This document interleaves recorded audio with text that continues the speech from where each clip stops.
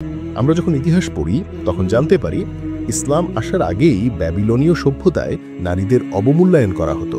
তাদের অধিকার দেওয়া হতো না, তাদেরকে মানুষ হিসেবে গণ্য করা হতো না, বরং তাদের ব্যবহার করা হতো কেবল যৌনতার জন্য, ভোগের জন্য। আমরা একবার দেখার চেষ্টা করি বিভিন্ন সভ্যতা নারীদের কিভাবে দেখত। ব্যাবিলনীয় সভ্যতায় যদি কোনো পুরুষ কোনো নারীকে হত্যা করত, তাহলে সেই পুরুষকে নয় বরং তার স্ত্রীকে মৃত্যুদণ্ড দেওয়া হতো। বিশ্বাস করতে পারছেন? একজন পুরুষ যদি একজন নারীকে খুন করে তাহলে তার স্ত্রীকে হত্যা করা হতো। গ্রিক সভ্যতায়, যেটাকে মহান সভ্যতা বলা হয়, যদিও নারীরা সেখানেও সংযমী জীবনযাপন করত, তবুও সেখানে এক ধরনের কল্পকাহিনী প্রচলিত ছিল যে একটি নারীর নাম প্যান্ডোরা, যে নাকি সমাজের সব দুর্ভাগ্যের জন্য দায়ী।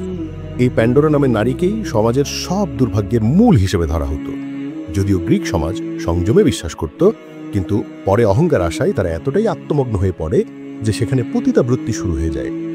নারীদের দুর্ভাগ্যের উৎস হিসেবে গণ্য করাটার পাশাপাশি পতিতাবৃত্তি গ্রিক সভ্যতায় অত্যন্ত প্রচলিত হয়ে যায়। রোমান সভ্যতা পড়লে দেখা যায় সেখানে একজন পুরুষ তার স্ত্রীর প্রাণ নিতে পারত কোনো সমস্যা ছাড়াই, কোনো শাস্তি ছাড়াই। অর্থাৎ একজন পুরুষ তার স্ত্রীকে হত্যা করলেও কিছু হতো না। পতিতাবৃত্তি ছিল সাধারণ, উলঙ্গতা ছিল সাধারণ, নারী পুরুষ উভয়কেই ব্যবহার করা হতো কেবল যৌনতা ও ভোগের জন্য, তারপর ফেলে দেওয়া হতো। মিশরীয় সভ্যতায় নারীদের দেখা হতো শয়তানের প্রতি, এক ধরনের অশুভ সত্তা হিসেবে। আরব সভ্যতায় কোরআন অবতীর্ণ হওয়ার আগে একজন মেয়ে সন্তান জন্ম নিলে অনেক সময় তাকে জীবন্ত কবর দেওয়া হতো।